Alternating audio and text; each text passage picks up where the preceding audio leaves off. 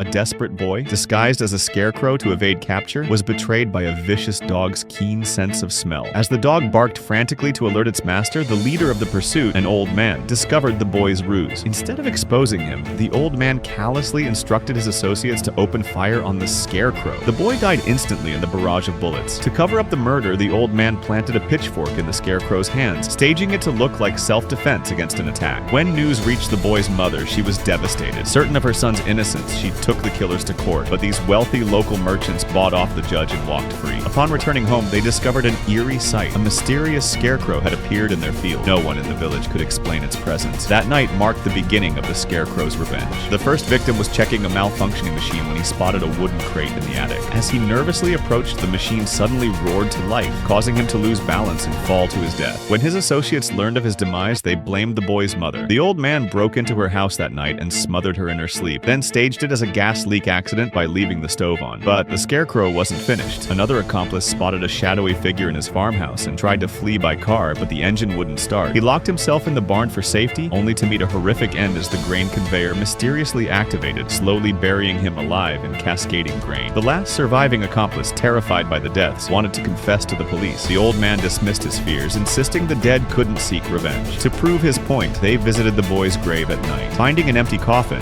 the panicked accomplice tried to surrender, but the old man knocked him unconscious with a shovel and buried him alive in the boy's coffin. As the old man drove away, he encountered a village girl he had long desired. He dragged her into a wheat field, but suddenly a harvester sprang to life and bore down on them. Unable to escape, he crashed into a scarecrow and was impaled by the very same pitchfork he had used to frame the innocent boy.